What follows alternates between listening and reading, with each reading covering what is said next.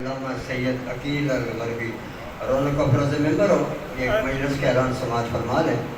ایام غم کے آخری پرسہ کے سلسلے میں جبیر پور میں ایک مجلس شہزہ منعقد ہو رہی ہے، جس میں خطاب فرما رہے ہیں ذاکر سید ذریعت عمران شیرازی، سید زیغم بادشاہ صاحب، سید وقار عادل شیرازی، سید فرق حسین شاہ بخاری اور اس کے علاوہ اور بہت سے علماء ذاکرین ہیں۔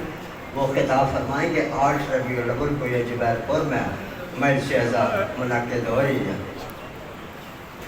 نجل بلاغتی کی وضاحت کا نام ہے، نجل بلاغتی کی وضاحت کا نام ہے اور ناطق قرآن کی فصاحت کا نام ہے، توحید و نبوت امامت کا نام ہے، الفاظ کی معراج خطابت کا نام ہے، ہر لفظ علی صدق نبوت کا امی ہے، حیدر سے سخن ورد زمانے میں نہیں ہے، سب کتابیں ہیں رعایا بادشاہ قرآن ہے، سب کتابیں ہیں رعایا بادشاہ قرآن ہے، ایک حدیث کا مکمل سلسلہ قرآن ہے ازل سے تا ابد قرآن کے وارث وہی جن کے گھر کا بچہ بچہ بولتا قرآن ہے، نام دونوں پر لکھے ہیں ورنہ دنیا پوچھتی، نام دونوں پر لکھے ہیں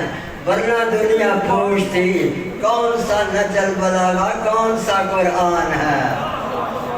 معزز سامعین گرامی، اب میں درخواست کر رہا ہوں سرکار علامہ سید عقیل الغربی صاحب سے کہ وہ ذبح ممبر ہوں، اپنے مواعظ اسنا سے آپ حضرات کو مستفیض فرمائیں۔ قبل اس کے کہ سرکار علامہ ذبح ممبر ہوں، تاجیل امام زمانہ علیہ السلام کے لیے بلند تر صلوات پڑھیں۔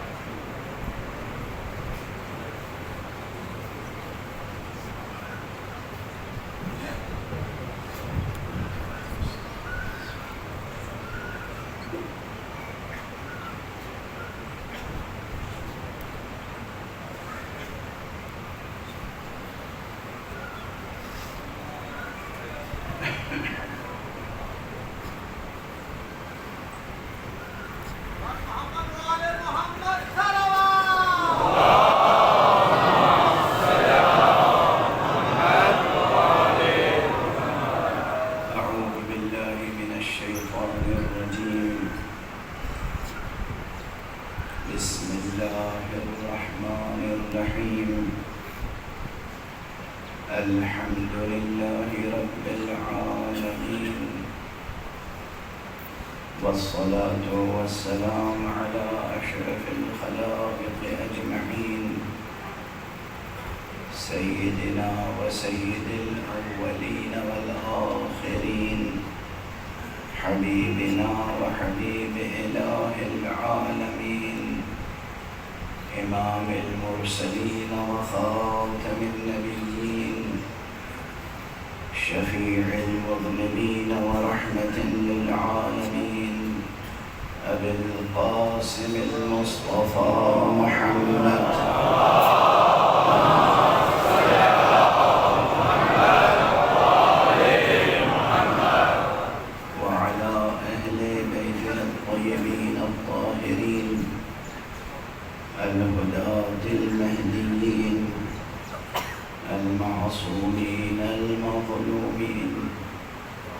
واللعنة الدائمة على أعداء الحق والدين.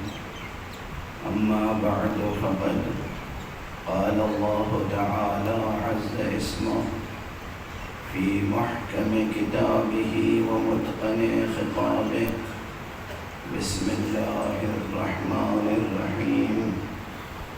ذكر فإن الذكرى تنفع المؤمنين. صدق الله العلي العظيم.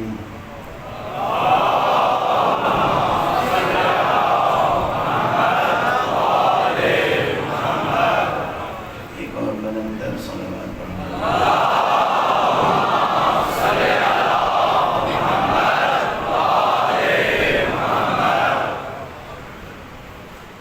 ماشاء اللہ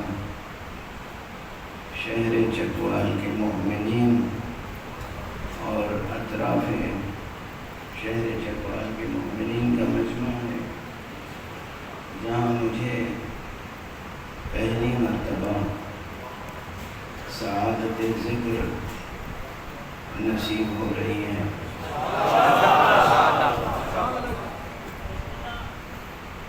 ممنون ہوں آپ حضرات کی محبتوں کا. کئی مرتبہ پہلے بھی یہاں سے دعوت نامے گئے، مومنین نے کوششیں کی، مگر یہ فقیر حاضر نہیں ہو سکا. لیکن ایک اطمینان دن بدن بڑھتا چلا جاتا ہے کہ دنیا کے تمام چھوٹے بڑے شہروں میں مشعل عزائے سید الشہداء روشن ہے، بلند ہے، اور اس کے نور میں ایک فروغ کا سلسلہ ہے جو جاری ہے.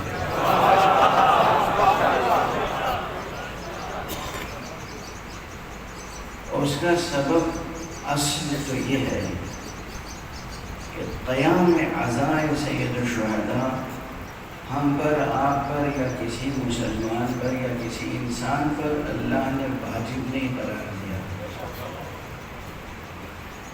لوگ پوچھتے ہیں نا آپ سے، ہم سے، کیا واجب ہے یہ؟ کہتے ہیں نہیں، ہم پر واجب اللہ نے نہیں قرار دیا. یہ وہ شے ہے جس کو اللہ نے اپنی ذات پر واجب قرار دیا.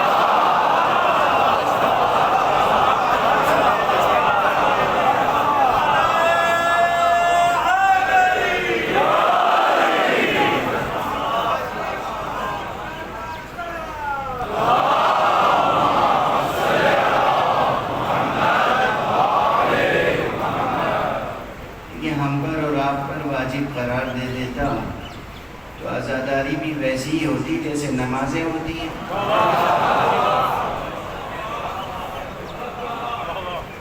نماز اللہ نے واجب قرار دی ہے نا،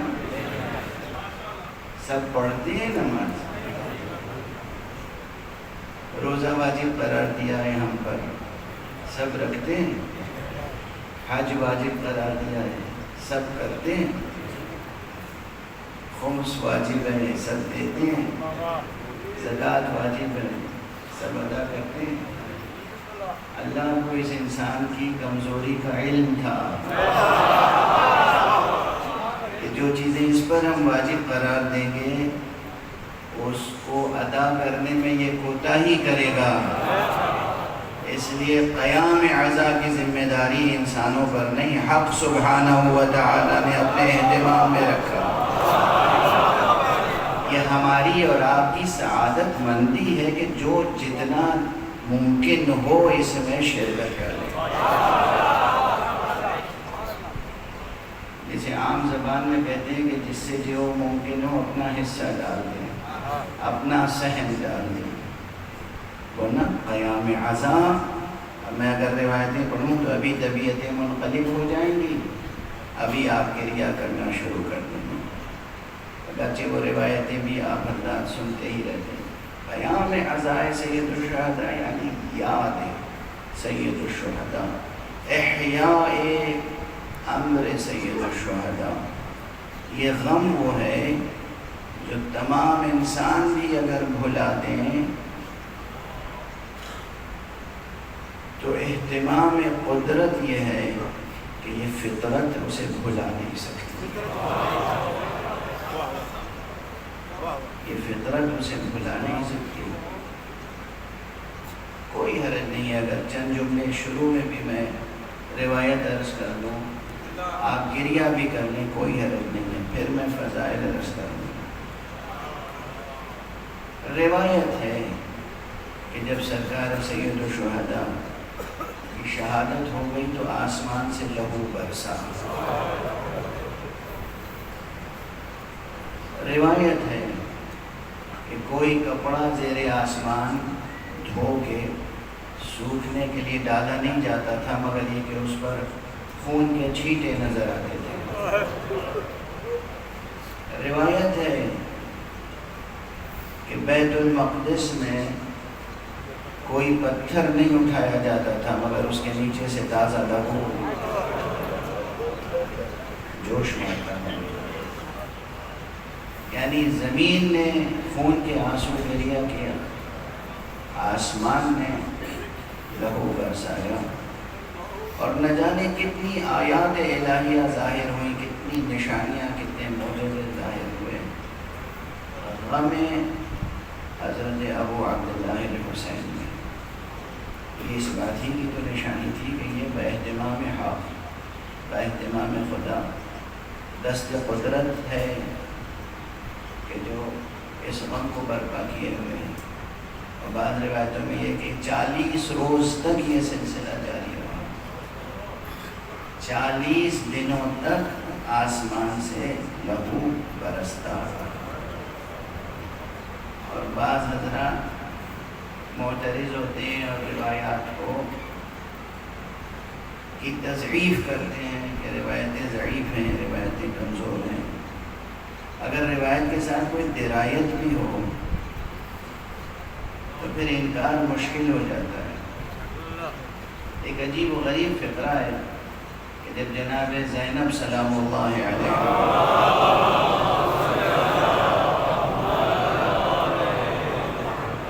اسیر ہو کے کوفے میں لائی گئی ہیں اور آپ نے خطبہ ارشاد فرمایا ہے، تو اس خطبے میں ایک جملہ کہا ہے، کیا تمہیں تعجب ہوتا ہے اس بات کا کہ آسمان سے خون کیوں برس رہا ہے؟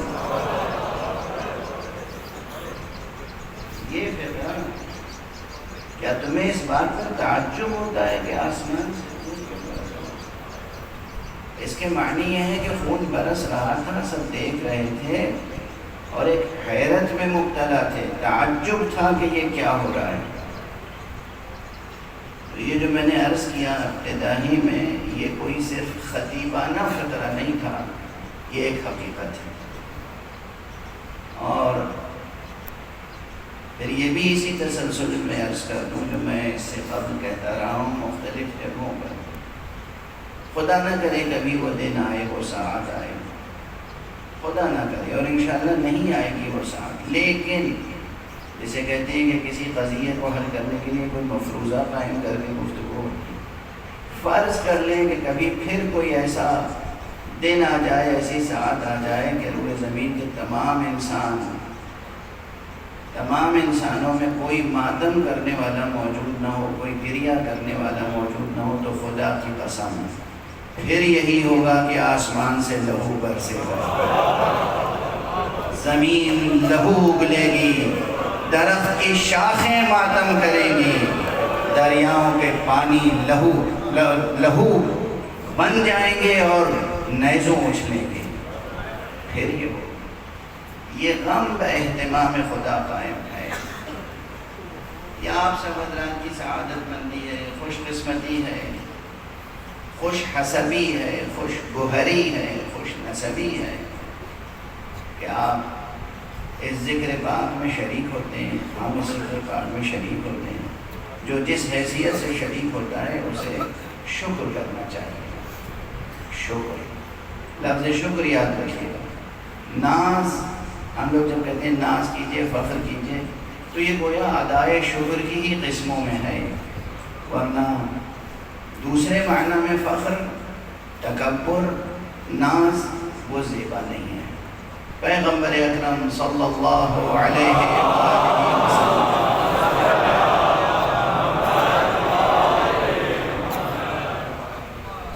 سیرت طیبہ، سیرت مبارکہ میں آپ کے اخلاقیات میں یہ ہے کہ آپ جب کوئی بات بیان کرتے تھے اپنے شرف اور اپنے اعزاز کو بیان کرتے تھے جو حق سبحانہ و تعالیٰ نے انہیں عطا فرمایا ہے، تو بیان کرنے کے بعد کہتے تھے ولا فخر، اللہ نے مجھے یہ نعمت دی ہے لیکن کوئی فخر کی بات نہیں۔ یہ اکثر ولا فخر، اللہ نے مجھے بہترین خاندان میں پیدا کیا، ولا فخر۔ یہ جو فقرے حضرت کے اخلاقیات میں ہیں، یہ ہمیں اور آپ کو اس سے درس حاصل کرنا چاہیے۔ بڑے سے بڑا کارنامہ آپ سے انجام پا جائے، سجدہ شکر کریں، کلمہ حمد ادا کریں، لیکن اس پر متکبرانہ ناز نہ کریں۔ یہ جو خاکساری اور تواضع کی ادا ہے، یہ حق سبحانہ و تعالیٰ کو بہت عزیز ہے، بہت عزیز ہے۔ یہاں پر میں کچھ باتیں ایسی کہوں گا جس کی شاید آپ توقع نہیں رکھتے ہوں گے، کہ پہلی بار آئے ہیں تو یہ موعظہ و نصیحت تو نہیں کریں گے، انشاءاللہ فضائل ہی پڑھیں گے، لیکن میری یہ عادت ہے نہیں۔ ہم تو پیدا ہوئے ہیں فضائل بیان کرنے کے لیے، ہماری غرض خلقت یہی ہے، ذکر محمد و آل محمد، لیکن جو ہمارے ایک بلند صلوات پڑھ دیجئے،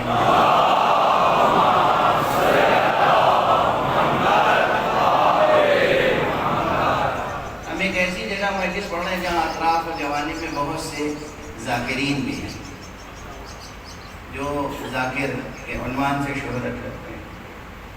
یہ ذاکرین ذکر اہل بیت کرتے ہیں، ان ذاکرین کی نیت، ان کے اخلاص میں مجھے کوئی شبہ نہیں ہے۔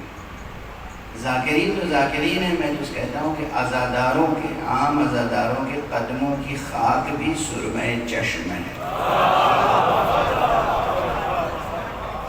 یہ آپ کو خوش کرنے کے لیے نہیں عرض کر رہا ہوں، نہ جانے کتنے علماء، فقہاء، مراجع تقلید اور عرفاء کا یہ تجربہ ہے کہ عزاداران امام حسین یا زائرین امام حسین کے قدموں سے اڑنے والے غبار سے وہ شفا کا کام لیتے ہیں۔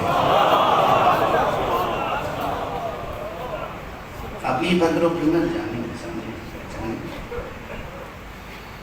اس میں کوئی مبالغہ نہیں۔ عزاداران امام حسین کے قدموں کی خاک بھی سرمہ چشم بنانے کے لائق ہے، ججائے کے ذاکرین۔ لیکن ایک روش ہے جس سے مجھے اطلاع ملی، بعض ذاکرین جب ذکر کرتے ہیں تو بنیادی کتابوں کا مطالعہ نہیں کرتے، نہ فضائل کے باب میں، نہ مصائب کے باب میں، اور ادبیات کا بھی مطالعہ نہیں کرتے۔ لیکن ہر زبان کی سطحیں ہوتی ہیں۔ ایک زبان ہے وہ جو گلی کوچوں میں بولی جاتی ہے نا، ایک زبان وہ ہے جو مزدور طبقہ استعمال کرتا ہے، کسی کی تحقیر نہیں ہے۔ ایک زبان وہ ہے جو کاروباری طبقہ استعمال کرتا ہے، ایک زبان وہ ہے جو علمی طبقہ استعمال کرتا ہے۔ آپ ڈکشنریاں بعض دیکھیں گے تو اس میں کہیں لکھا ہوگا کہ یہ فقرہ اہل علم حضرات کی زبان ہے، اہل علم طبقہ بولتا ہے، کہیں یہ لفظ عورتوں کی زبان ہے، کہیں لکھا ہوگا کہ یہ لفظ ایک مخصوص پیشے سے وابستہ لوگوں کی زبان ہے۔ ڈکشنری کا مطالعہ کریں گے تو میں عرض کرتا ہوں کہ جب ذاکر، کوئی بھی ذاکر ذکر سرکار سید الشہداء یا ذکر حضرات محمد و آل محمد علیہ السلام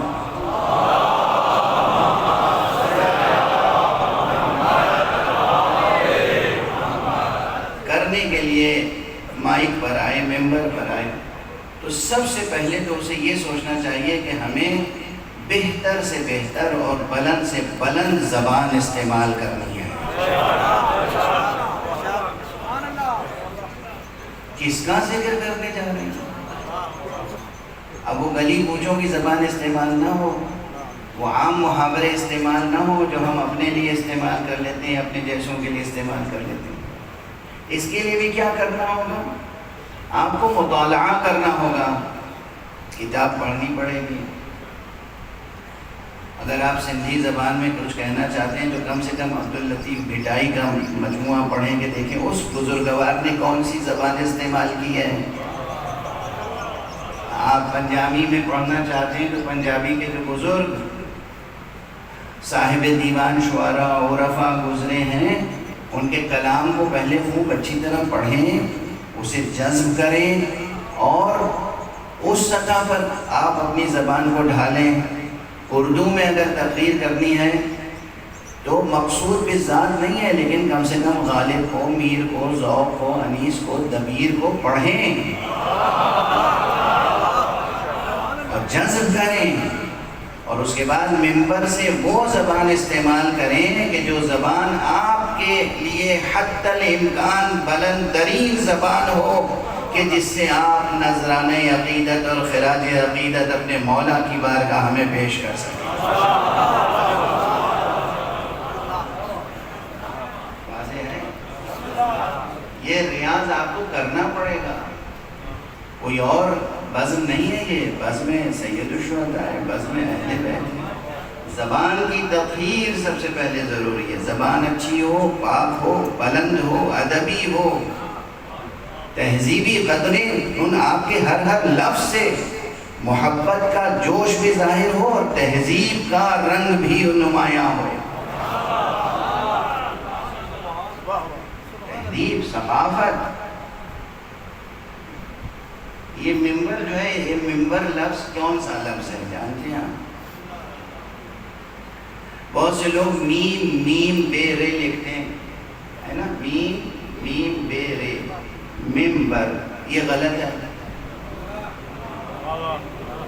یہ انگریزی کا منبر ہے، MEMBER، یہ وہ والا ممبر ہے جیسے کسی اسمبلی کا member, member of national assembly, member of parliament, member of committee کسی کی۔ یہ جو ممبر ہے، یہ علماء یہ بتائیں گے کہ یہ اس کا روٹ ورڈ نون سے شروع ہوتا ہے، نابارا، نون بے رے، نون بے رے سے جو ہے اس میں آلہ بنا ممبر، ممبر مفعل۔ ممبر کے معنی ہے وہ آلہ، وہ وسیلہ جو کسی کو بلندی تک پہنچائے۔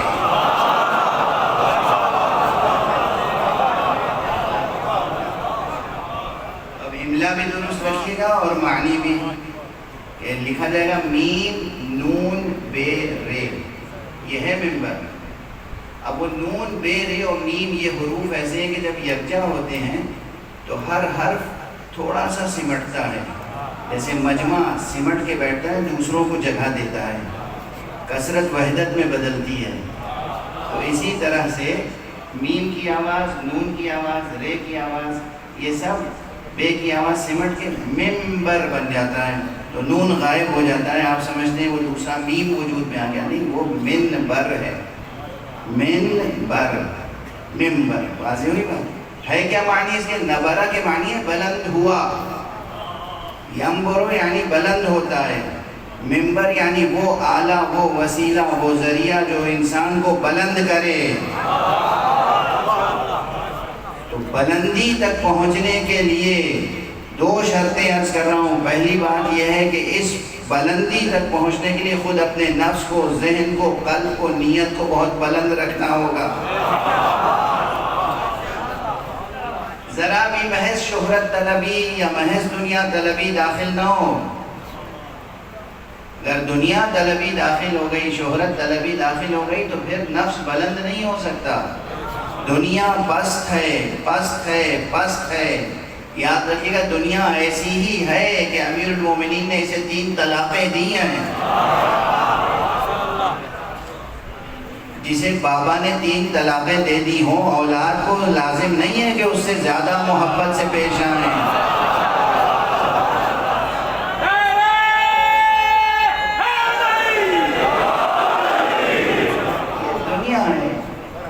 یہ دنیا روندنے کے لیے ہے زیر قدم، یہ محبت کرنے کے لیے نہیں ہے. رزق مقسوم ہے اور نیک نامی بھی مقسوم ہے. حضرت عیسیٰ علی نبینا وعلیہ السلام کی ایک فرمائش ہے جو بہت اہم ہے، اور اتنی اہم ہے کہ اسے نقل کیا ہے ہمارے ائمہ معصومین علیہم السلام نے. فرمایا ہے کہ ان اللہ سبحانہ وتعالی یقسم الثناء کما یقسم الرزق. اللہ سبحانہ وتعالی نیک نامی بھی ویسے ہی تقسیم کرتا ہے جیسے رزق تقسیم کرتا ہے. اللہ سبحانہ وتعالی نیک نامی بھی تقسیم کرتا ہے اسی طرح جیسے رزق تقسیم کرتا ہے. حقیقت یہ ہے کہ رزق اللہ نے اپنے اوپر واجب قرار دے رکھا ہے، وہ رزق تقسیم کرتا ہے. اب یہاں بریکٹ میں بس چھوٹا سا ایک جملہ کہہ دیں، بہت سے سوالات کا جواب ہوگا. جو بہت سے لوگ شکوہ کرتے ہیں کہ ہم نے یہ مانگا نہیں ملا، یہ مانگا نہیں ملا، یہ دعا کی نہیں پوری ہوئی، یہ دعا کی پوری نہیں ہوئی. اللہ نے ضرورت پوری کرنے کا وعدہ کیا ہے، ہوس پوری کرنے کا وعدہ.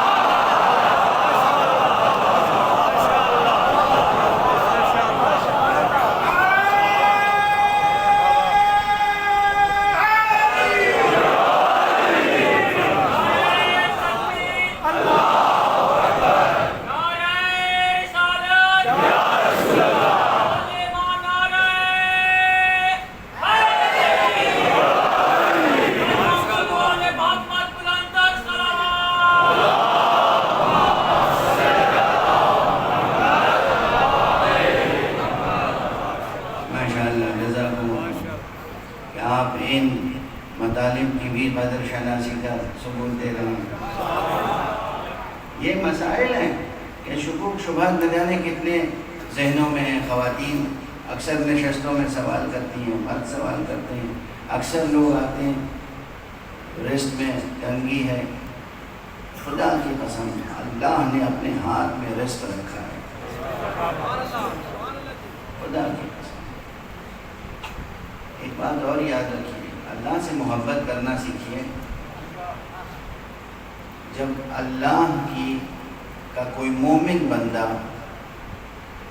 غیر خدا سے سوال کرتا ہے نا، تو خدا یہ گلہ کرتا ہے کہ تو مجھے، میں تیرا رب ہوں، تو مجھے غیر کے سامنے رسوا کرنا چاہتا ہے. یہ حدیث قدسی کا مضمون ہے.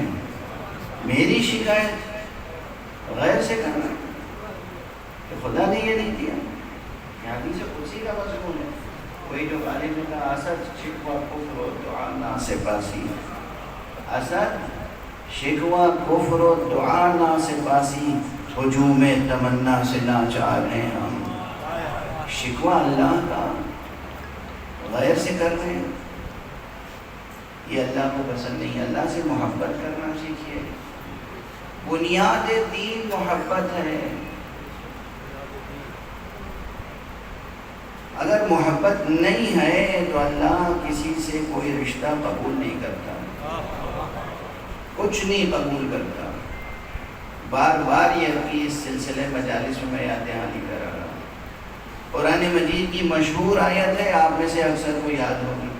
اکثر خطبہ بیان کرتے ہیں اس ضمن میں، مجلسیں رکھتے ہیں. قل ان کنتم تحبون اللہ فاتبعونی. اے رسول کہہ دیجئے کہ اگر تم اللہ سے محبت کرتے ہو تو میری پیروی کرو. یعنی اگر اللہ سے محبت ہے تو رسول کی پیروی کرو. اگر اللہ ہی سے محبت نہیں ہے تو رسول سے کی پیروی کا کوئی ثمرہ حاصل ہونے والا نہیں ہے. شرط اساسی محبت ہے اللہ سے. اور پھر انعام بھی اطاعت اور عبادت کا کیا ہے؟ انعام بھی محبت ہے۔ قُلْ إِن كُنتُمْ تُحِبُّونَ اللَّهَ فَاتَّبِعُونِي يُحْبِبْكُمُ اللَّهُ، میری پیروی کرو، اللہ بھی تم سے محبت کرے گا۔ وَيَغْفِرْ لَكُمْ ذُنُوبَكُمْ، اور پھر تمہاری خطائیں بھی معاف فرمائے گا۔ وَاللَّهُ غَفُورٌ رَحِيمٌ، اور اللہ تو بہت مغفرت کرنے والا، بہت رحمت کرنے والا ہے۔ ان مقامات کو آنکھوں سے پڑھنے کی ضرورت نہیں ہے، چشم قلب سے پڑھنے کی ضرورت ہے۔ قرآن مجید کی یہ آیتیں وہ ہیں، یہ مقامات وہ ہیں جو چشم قلب سے پڑھنے کی کوشش کیجیے۔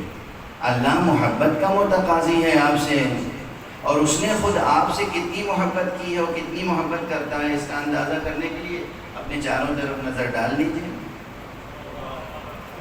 آپ کسی کو مہمان بلاتے ہیں، مجھے چکوال بلایا بلانے والے نے، تو بلانے سے پہلے میرے استراحت کا، آرام کا، ٹھہرنے کا، پانی کا، ناشتے کا، ہر چیز کا انتظام پہلے ہے، میں بعد میں آیا ہوں۔ یہ محبت کا انداز ہوتا ہے۔ آپ دیکھیے کہ آپ کی ولادت سے پہلے آپ کے قدم رکھنے کے لیے زمین کا فرش بچھا ہوا ہے، آپ کے آنے سے پہلے آپ کی غذا شیر مادر کی شکل میں موجود ہے۔ ہر ضرورت کی چیز جو پیدا ہونے سے لے کے وفات تک آپ کے لیے ضروری ہے، آپ سے پہلے وہ خلق کی ہے، پھر آپ کو دنیا میں بھیجا۔ اس سے بڑھ کے کیا محبت کی سند چاہتے ہیں خدا سے آپ؟ خدا آپ سے محبت کرتا ہے۔ اللہ جبار، نعوذ باللہ، 100,000 بار نعوذ باللہ، نقل کفر نباشن۔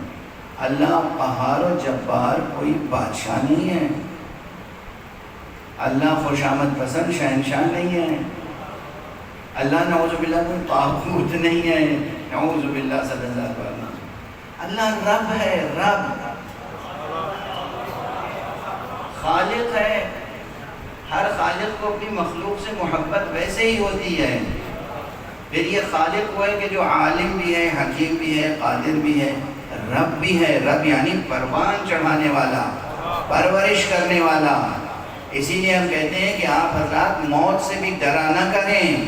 یہ موت اللہ کی طرف سے کوئی ایسی چیز نہیں ہے جو آپ کے لیے تکلیف دہ ہو۔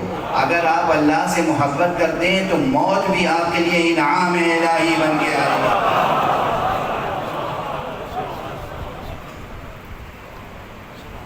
اللہ کی طرف سے جو شے بھی ہوگی وہ آپ کے لیے حسن و جمال و محبوبیت رکھتی ہوگی، آپ کے دل کے لیے سبب راحت ہوگی۔ یہ بھی حدیث قدسی ہی کے مضمون ہے جس میں کہا گیا ہے کہ میں اس وقت تک اپنے کسی بندے مومن کی روح قبض کرنے کا حکم نہیں دیتا جب تک کہ وہ خود میرے پاس آنے کے لیے راضی نہ ہو جائے۔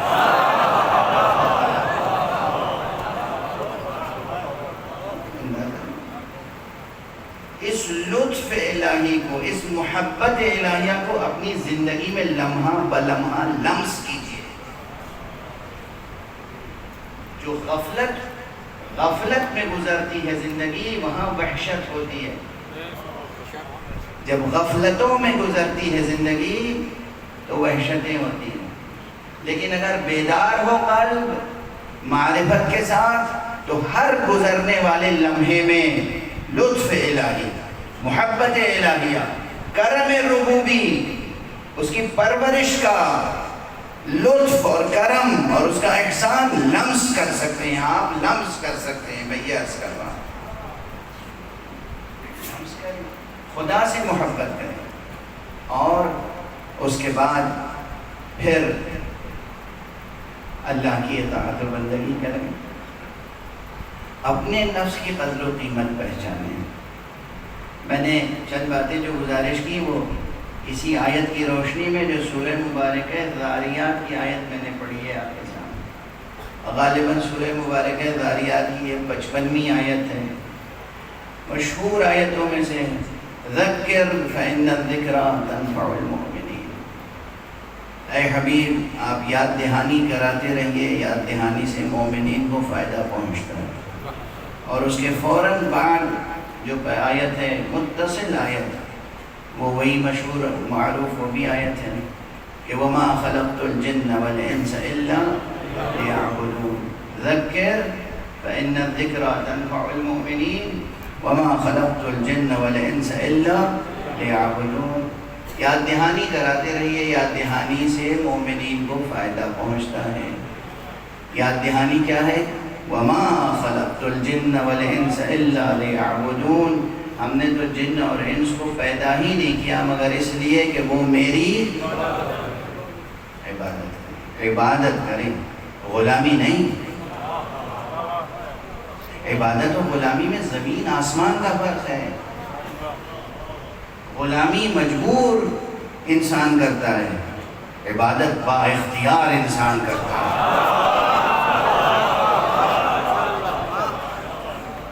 غلامی تو مجبوری کا نام ہے، عبادت اپنے ارادے اور اختیار سے کسی کی محبت کے ساتھ اطاعت کا نام عبادت ہے۔ محبت کے ساتھ اطاعت کا نام عبادت ہے۔ محبت کا قدم درمیان میں نہ ہو تو وہ عبادت نہیں ہے اصلاً۔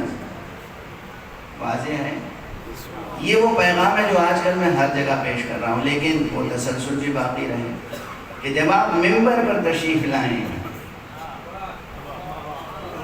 تو آپ کو احساس ہونا چاہیے کہ آپ کا نفس بلند ہو رہا ہے یا نہیں، اور خود آپ بھی بلند ہوں، اور کوشش کریں کہ جو نیچے بیٹھا ہوا مجمع ہے وہ بھی بلندی کی طرف پرواز کرے۔ درمیان میں جملہ معترضہ طویل ہو گیا تھا نا، میں تو ذاکروں سے پہلے گفتگو کر رہا تھا کہ جب آپ ذاکر کی حیثیت سے ممبر میں آئیں آپ کی زبان بلند ہونی چاہیے۔ ممبر کی حقیقت کو سمجھیں آپ کہ ممبر کیا ہے؟ وسیلہ بلندی۔ یہ انسان کے جسم ہی کو تھوڑی بلند کرتا ہے، ایک سیڑھی نما ایک چیز ہے، اس پہ جسم بلند ہو گیا آپ کا۔ یہ ممبر جس کی نسبت صاحب ممبر سلونی سے ہے، یہ ممبر جس کی نسبت صاحب ممبر غدیر سے ہے، یہ ممبر جس کی نسبت صاحب ممبر معراج سے ہے، یہ ممبر آخر سرکار رسالت مآب صلی اللہ علیہ وآلہ وسلم اور امیر المومنین علی بن ابی طالب علیہ السلام اور سرکار سید الشہداء امام ابو عبداللہ الحسین علیہ السلام، ان ہستیوں سے نسبت رکھتا ہے۔ یہ ممبر کوئی عام اسٹیج نہیں ہے۔ جب اس ممبر پر آئیں تو زبان بلند ہو، آپ کا نفس بلند ہو، ذہن بلند ہو، دنیا سے محبت نہ کریں، دنیا کی خاطر ممبر پہ نہ آئیں، نہ کسب مال کے لیے، نہ کسب شہرت کے لیے۔ رزق کی ذمہ داری اس نے لی ہے، اور نیک نامی عطا کرنے کی ذمہ داری بھی اس نے لی ہے۔ جب ممبر پر آئیں صرف قربتاً اللہ تشریف لیں، معصومین کا ذکر کریں تو معصومین کے رتبے کے خلاف کوئی ایک لفظ بھی ادا نہ ہو۔ دوسروں کو آپ کہتے ہیں نا کہ اپنا جیسا بشر نہ سمجھو،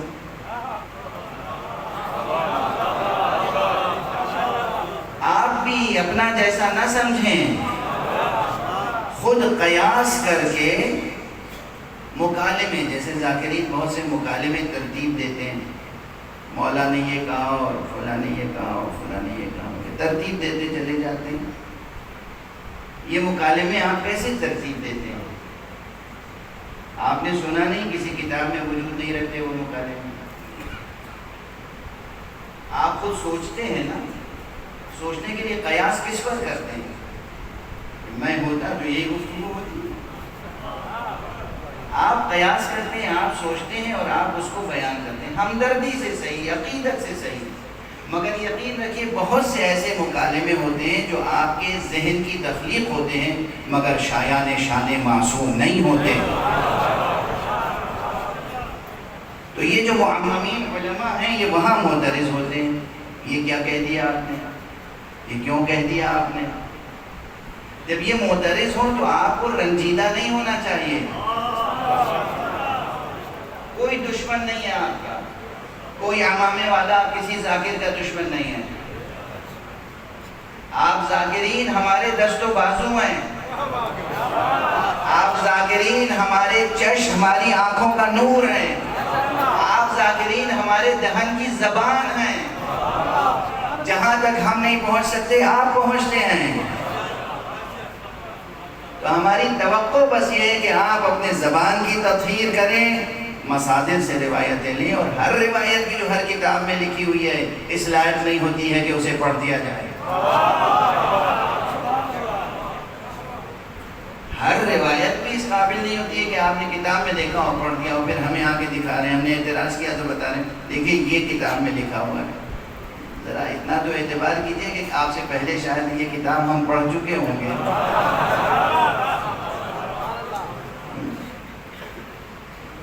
ذاکری کریں، فروغ عزائے اہل بیت میں ہیں، جی جان سے کوشش کریں، مگر ذاکری احتیاط سے کریں. رسمن نہ کہیے کہ ذاکری ہم عبادت کے طور پہ کر رہے ہیں، حقیقتاً عبادت کے طور پر کریں. رسمن نہ کہیے. آپ کی قدر ہے، آپ کی منزلت ہے، آپ کی عزت ہے، آپ کا بڑا رتبہ ہے، بڑا مرتبہ ہے. ایک چیز اور اسی ضمن میں عرض کروں، یاد دہانی، ذکر فإن الذکر تنفع المؤمنین. پہلے ہی کہہ دیا میں نے، اہل بیت محتاج نہیں ہے ہمارے آپ کے. اہل بیت اطہار علیہم السلام ہمارے اور آپ کے بیانات سے، شعر سے، ذاکری سے، نثر سے، خطابت، کتابت، ہر چیز سے بالکل بے نیاز ہیں. کوئی ایک ذرا سا یہ نہ سوچے کہ ہم خطابت کر کے کسی پہ احسان کر رہے ہیں، ہم شاعری کر کے کسی پہ احسان کر رہے ہیں. جس طرح اللہ ہماری اور آپ کی نمازوں اور تمام عبادتوں سے بے نیاز ہے. کیا سمجھتے ہیں آپ؟ اللہ ہمارے سجدوں کا محتاج ہے؟ نعوذ باللہ. ہم سجدے میں جائیں گے اور کہیں گے سبحان ربی الاعلی و بحمدہ تو اللہ کی ذات بلند ہو جائے گی. ہم رکوع میں جائیں گے اور کہیں گے سبحان ربی العظیم و بحمدہ تو اللہ کی ذات کی عظمت بلند ہوگی، بڑی عظمت پیدا ہوگی. نعوذ باللہ. ہم جب کہتے ہیں سبحان ربی العظیم و بحمدہ تو گویا خود اپنی ذات کو ایک عظمت بخشتے ہیں کہ ہم خدا شناس ہیں.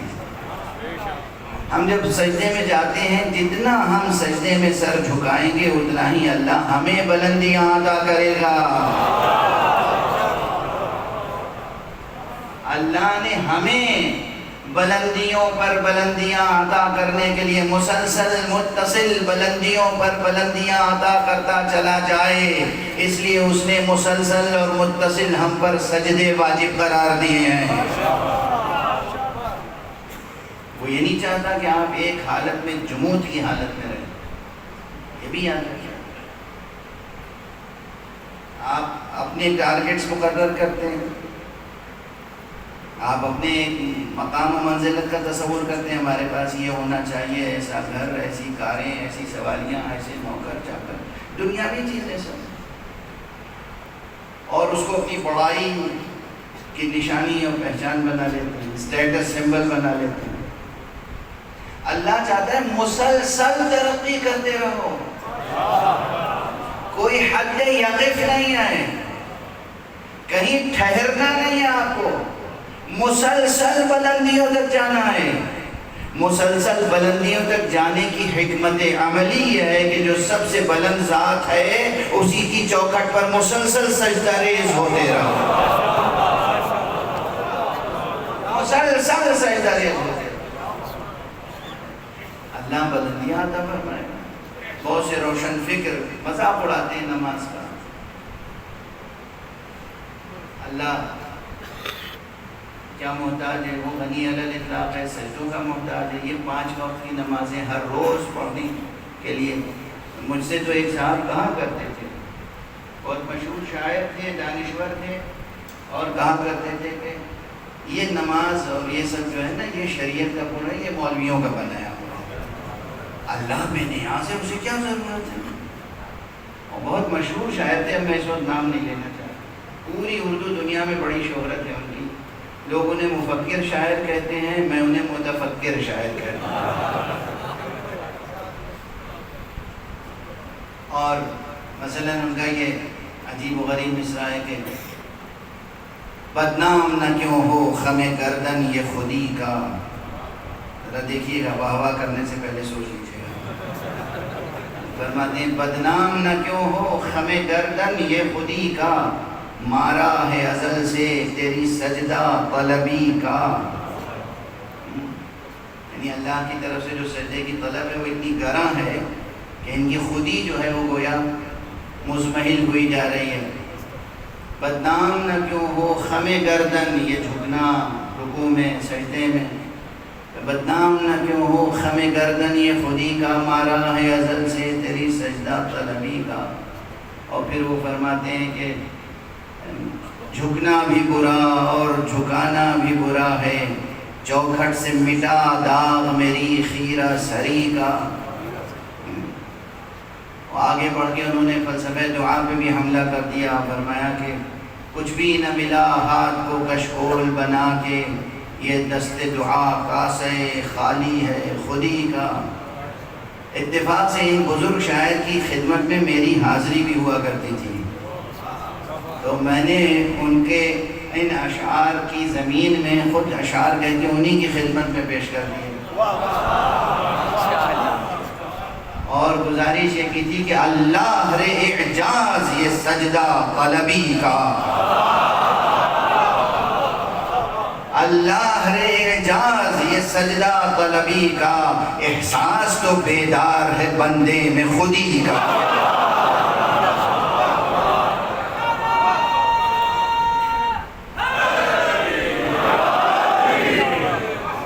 اللہ رے اعجاز یہ سجدہ طلبی کا، احساس تو بیدار ہے بندے میں خودی کا، ہوتا نہ تقاضا تو یہ توہین بڑی تھی، ہوتا نہ، محبت کے تعلقات دیکھیے، ہوتا نہ تقاضا تو یہ توہین بڑی تھی، احسان رہا شوق پر سجدہ طلبی کا، احسان رہا شوق پر سجدہ طلبی کا۔ اور اتفاق سے تھے تو وہ بزرگ شاعر، بڑے شاعر، مگر جب اللہ سے کبیدہ خاطر ہو انسان تو اسے ہر طرح کی ٹھوکر لگتی ہے، زبان کی بھی ٹھوکر لگی انہیں۔ دیکھیے خیرہ سری کا قافیہ انہوں نے باندھا، خیرہ سری کہتے ہیں، اتفاق سے دیکھیے یہ شعری مزاج اس لیے بھی پیدا ہو گیا کہ ہمارے ذاکرین جب ذاکری کرتے ہیں تو شعر بھی پڑھتے ہیں، تو اس لیے وہ ایک اچھا سلسلہ قائم ہو گیا ہے، تو میں گزارش کرتا چلا جا رہا ہوں۔ خیرہ سری کے معنی ہے کبھی یہاں سجدہ کر لیا، کبھی وہاں کر لیا، کبھی انہیں کر لیا، کبھی انہیں کر لیا، کبھی اس بت کے آگے، کبھی اس بت کے آگے، اسے کہتے ہیں خیرہ سری۔ ایک ہی جگہ سجدہ کرتے رہنے کو خیرہ سری نہیں کہتے۔ تو انہوں نے جو فرمایا تھا کہ جھکنا بھی برا اور جھکانا بھی برا ہے، چوکھٹ سے مٹا داغ میری خیرہ سری کا، اس کے جواب میں اس فقیر نے کہا تھا کہ آنکھوں کو کھٹکتا ہے نشان جب سے تیری چوکھٹ پر جھکا ہے سر تسلیم، جب سے تیری چوکھٹ پر جھکا ہے سر تسلیم، آنکھوں میں کھٹکتا ہے نشان خیرہ سری کا۔ اور کیا کچھ نہ ملا، کیا کچھ نہ ملا، دست دعا گرچہ تھا کوتاہ، تاثیر سے لبریز ہے پیمانہ خودی کا۔ اللہ سبحانہ و تعالیٰ سے اگر آپ محبت کریں، محبت، تو اندازہ ہوگا کہ یہ سجدہ کتنی بڑی نعمت الہیہ ہے۔ ایک صلوات پڑھ دیجئے محمد۔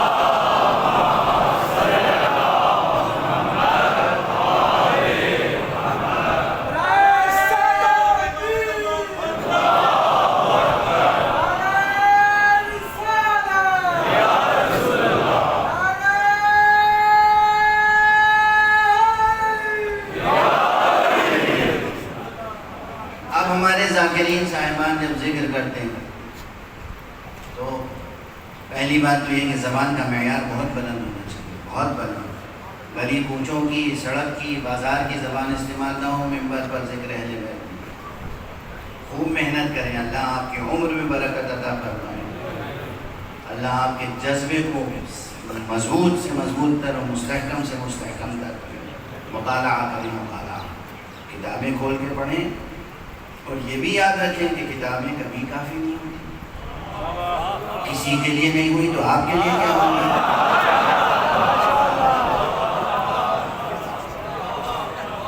کتابیں کافی نہیں ہوتی. جوانوں، بچوں، عزیزوں، میں یہ جو نوجوان بچے ذاکری کرتے ہیں نا، یہ سیکھ لیا، رٹ لیا چند جملے بڑوں کے، پڑھنا شروع کر دیا، شوق اچھا ہے، ٹھیک. خود پڑھو کتابیں کھول کے، اور اس استاد سے پڑھو جو استاد اس فن کا استاد ہے. یہ نہیں کہ فزکس کی کتاب لے کے چلے گئے کسی شاعر کے ہاں، اور غالب کا دیوان لے کے چلے گئے فزکس کے پروفیسر کے پاس، تو تعلیم نہیں ہوگی. جس فن کا جو استاد ہو اس سے وہ فن حاصل کرے، زانو ادب طے کرنے کی مشق کریں. یہ جو نئی نسل ہے، گلوبل جو ایک کلچرل ڈکے ہے، جو ایک عالمی تہذیبی زوال ہے، اس میں یہ ہے کہ ہم کسی کو استاد نہیں مانتے. ہم شعر کسی کو کیوں دکھائیں؟ ہم نے کہہ دیا. زبان کی اساس سمعیات پر ہے. زبان عقلیات میں سے نہیں کہ دو اور دو چار آپ بیٹھ کے اپنے گھر کر دیں. زبان کی اساس یہ ہے کہ بزرگوں کی زبان سے سنو گے تب سیکھو گے. کاغذ پہ لکھا ہوا ہے کوئی کلمہ، کوئی لفظ، کیسے معلوم ہوا کہ زیر کے ساتھ پڑھیں یا زبر کے ساتھ؟ جب تک سنیں گے نہیں ہم کسی سے. انگریزی زبان آپ سیکھتے ہیں تو خوب کوشش کرتے ہیں کہ برٹش ایکسنٹ کیا ہے ویسے ادا کریں، امریکن ایکسنٹ کیا ہے ویسے ادا کریں. اپنی زبان پہ محنت کیوں نہیں کرتے؟ اردو پہ بھی محنت کریں، اور پھر عربی زبان، قرآن مجید کی زبان، اس پر بھی محنت ضرور کریں. جتنے ذاکرین ہیں وہ کم سے کم اتنی ریاضت کریں، اتنی محنت کریں کہ 2 رکعت نماز جو پڑھتے ہیں اس کا زیر زبر اور تلفظ بالکل درست ہو. عربی ہی میں نماز پڑھنا واجب ہے، پنجابی میں نہیں. نہ پنجابی میں، نہ سندھی میں، نہ جناب والا وہ اردو میں، نہ ہندی میں، کسی لوکل، نہ گجراتی میں، کسی لوکل زبان میں. عربی میں نماز پڑھنی ہے تو عربی کا تلفظ درست ہو. اسی طرح کچھ کہتے رہوں، برداشت کر رہے ہیں نا؟ ایک بلند سلامت پڑھیں.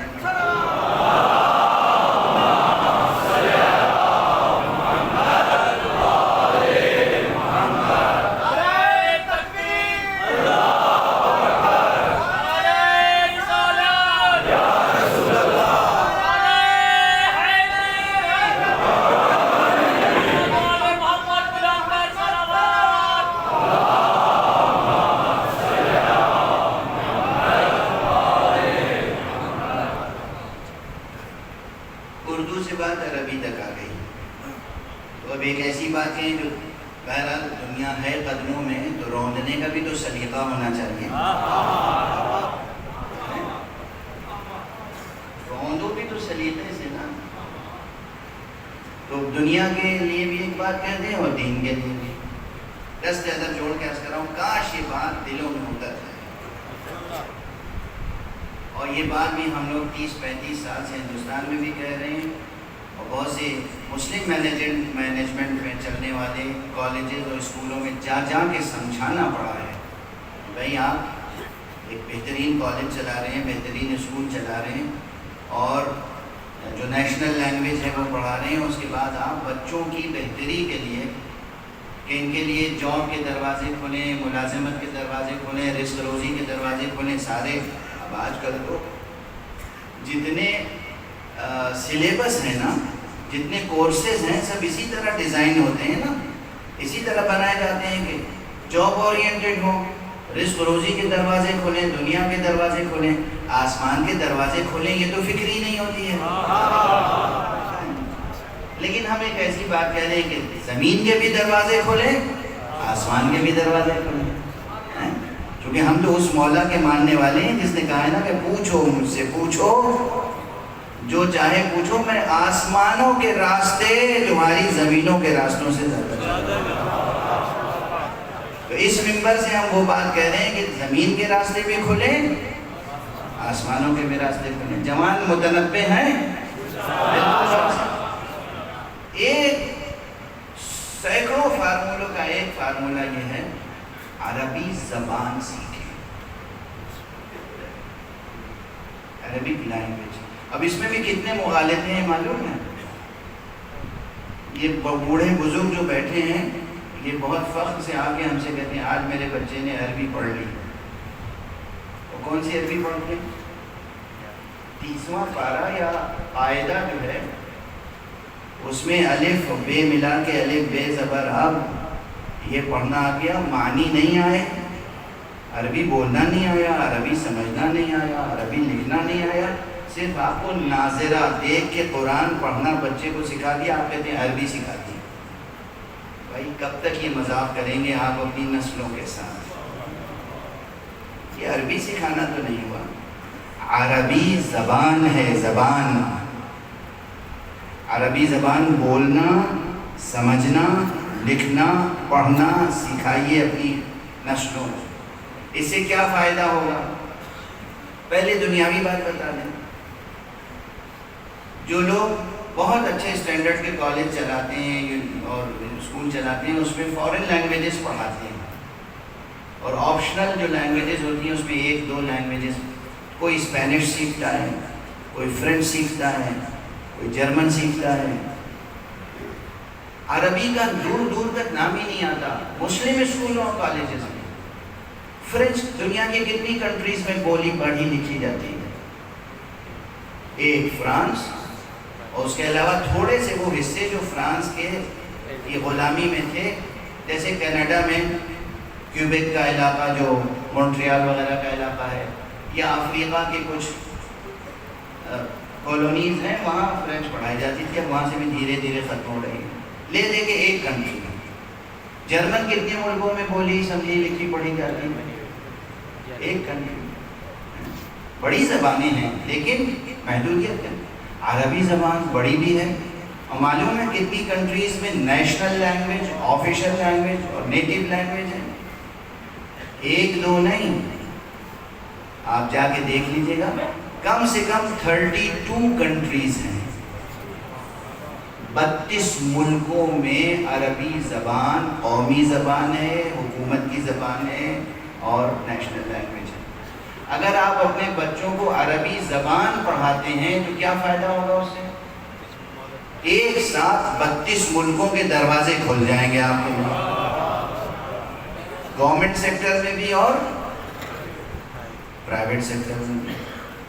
جب آپ جائیں گے وہاں آپ کی روزی روٹی میں بہتری ہے۔ خود آپ کے ملک، ہر ملک میں ایک فارن منسٹری ہوتی ہے، اور فارن منسٹری کو کیا کرنا ہوتا ہے؟ دنیا کے دوسرے ملکوں سے رابطے قائم کرنے ہوتے ہیں۔ یہ رابطے اور یہ ڈپلومیٹک پروسیس میں ایسے لوگ چاہیے ہوتے ہیں جو اس ملک کی زبان جانتے ہوں۔ تو آپ کی فارن منسٹری کو آپ کی ضرورت ہوگی کہ 32 ملکوں میں سفیر بھیجنے ہیں، فرسٹ سیکرٹری بھیجنا ہے، منسٹرز بھیجنے ہیں، کلچرل اٹیچی بھیجنے ہیں، وہ پورا اسٹاف بھیجنا ہوتا ہے۔ اگر وہ عربی بھی جانتا ہوگا تو ظاہر ہے کہ اس کو ترجیح حاصل ہوگی یا نہیں ہوگی؟ سن رہے ہیں جوانان عزیز؟ تو آپ کے اسکولوں میں، آپ کے کالجز میں، آپ کے مدرسوں میں عربی زبان کی ایسی تدریس ہونی چاہیے کہ زبان لکھیں، پڑھیں، بولیں، سمجھیں۔ اور اس کے بعد ایک سب سے بڑا فائدہ کیا ہوگا کہ عربی زبان جب آپ کو آئے گی تو قرآن کی آیت جب پڑھیں گے سمجھ میں آئے گی، جب دعا پڑھیں گے سمجھ میں آئے گی، نماز پڑھیں گے سمجھ میں آئے گی، اور کوئی فتنہ پرداز مولوی غلط ترجمہ کر کے گمراہ نہیں کر پائے گا۔ صلوات پڑھ دیجئے محمد و علیہ۔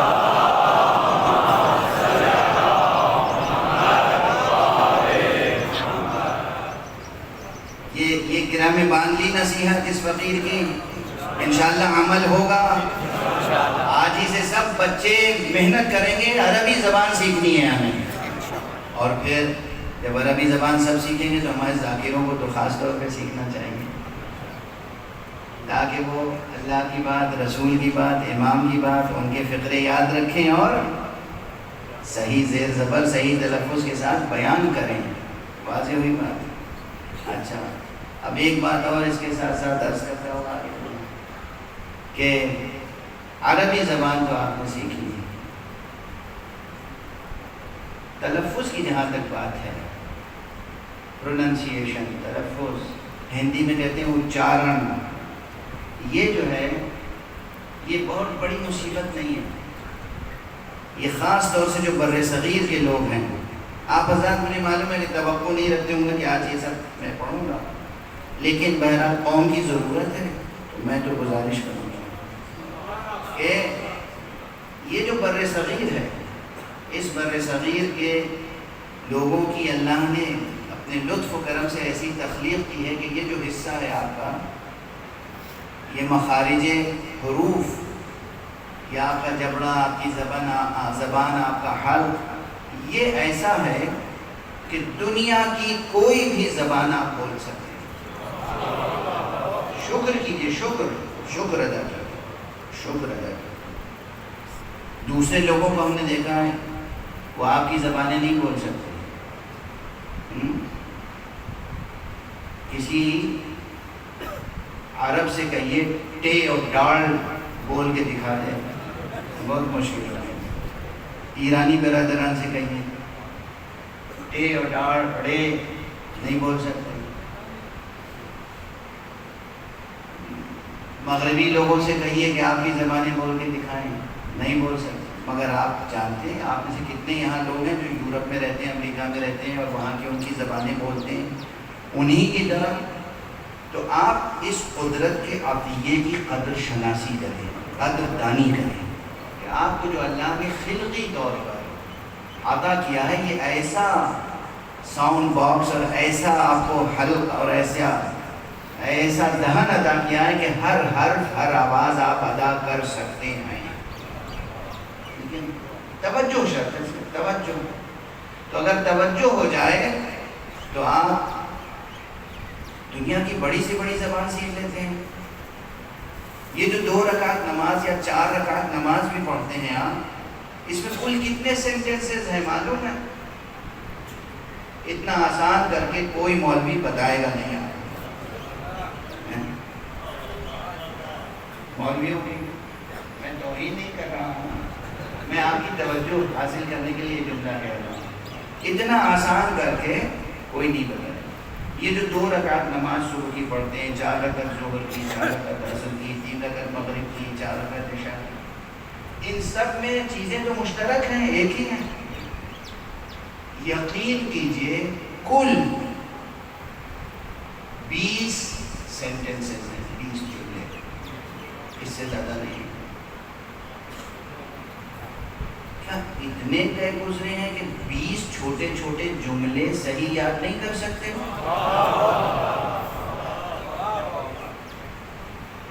خوف آتا ہے، سوچتے ہیں کیسے یاد کریں گے، بہت مشکل ہے، بہت مشکل۔ کچھ مشکل نہیں ہے، عمر کی کسی بھی منزل میں ہو آپ سیکھ سکتے ہیں، بوڑھے ہوں، بچے ہوں، خاص طور سے بچے ہوں، نوجوان تو ہنستے کھیلتے سیکھ جائیں گے۔ توجہ نہیں ہے، صرف توجہ نہیں ہے۔ اگر توجہ ہو جائے تو 20 جملے ادا کرنا اور سیکھ لینا اور اس میں ملکہ پیدا کر لینا کوئی مشکل نہیں ہے۔ ایک صلوات ارشاد فرمائیں۔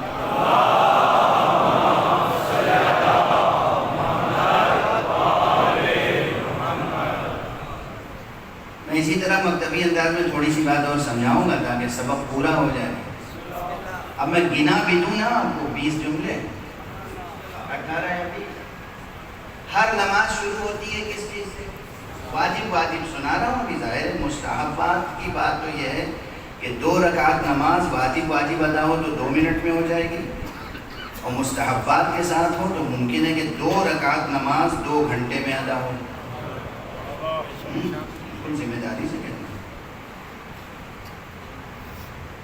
خود اعمال عاشورہ میں آپ حضرات مختصر اعمال عاشورہ کر کے گزر جاتے ہیں. اعمال عاشورہ کی پہلی رکعت میں سورہ حمد کے بعد سورہ احزاب ہے. کون پڑھتا ہے؟ پورا سورہ احزاب مستحب ہے. مفاتیح الجنان اٹھا کے دیکھ لیجیے گا, باقیات الصالحات اٹھا کے دیکھ لیجیے گا.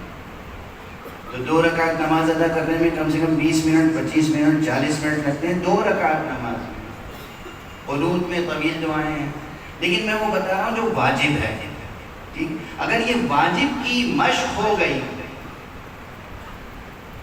تو مستحبات خود پانی کی طرح آسان ہو جائیں گے. پہلے بنیاد بھر لیجئے.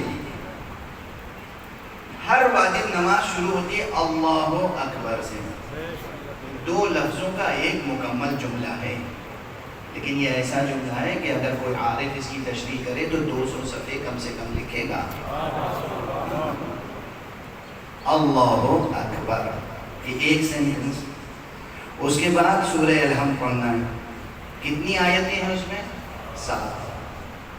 بس 7 اور 1 8.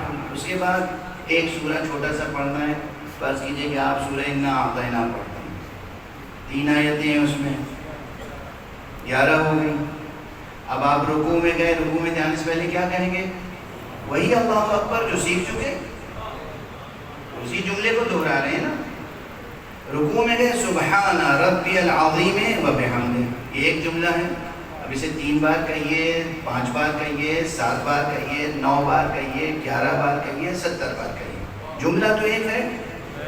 ٹھیک ہے, تو کتنے ہو گئے؟ 12. کھڑے ہوئے سمع اللہ لمن حمدہ, یہ ایک جملہ.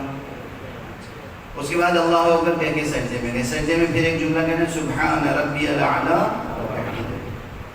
تو ایک جملہ پڑھا. یہ ایک رکعت ہو گئی. اچھا, اگر سبحان ربی العظیم و بحمدہ کہنے کی اچھی مشق ہو گئی ہے تو سبحان ربی الاعلی کہنے کی مشق میں دیر لگے گی. سارے الفاظ وہی ہیں, ایک عظیم کی جگہ اعلیٰ ہے, آسان ہو جائے گا. اس کے بعد آپ نے دوسری رکعت میں کیا کیا پڑھنا ہے؟ یہی دہرانا ہے.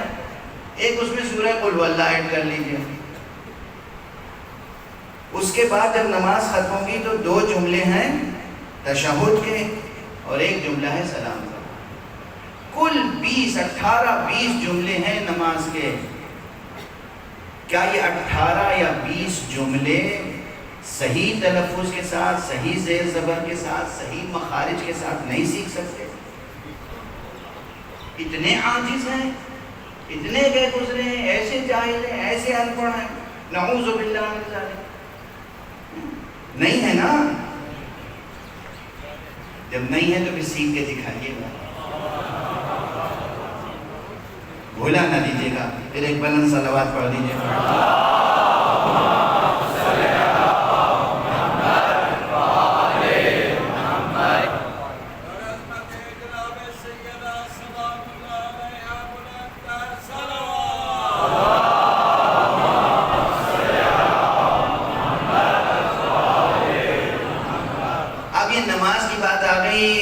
باقی تمام باتیں چھوڑ کر آگے بڑھوں.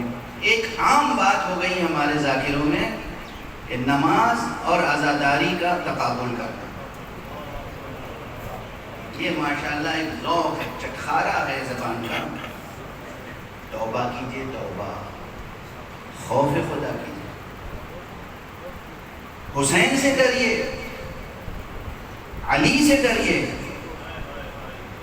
اس طرح سے خدمت نہیں ہو سکی مولا کی. وہ جو تہے خنجر بھی نماز ادا کرے, اس کی عزاداری کے سلسلے میں آپ نماز کا استخفاف کریں, نماز کو سبک گردانیں. ایسا نہ کیجیے, یہ نہ کیجیے, اس کا کوئی ثواب نہیں. یہ مجمع کی واہ واہ آپ سمجھتے ہیں بہت بڑی چیز ہے. معصوم دعا دے وہ بڑی چیز ہے.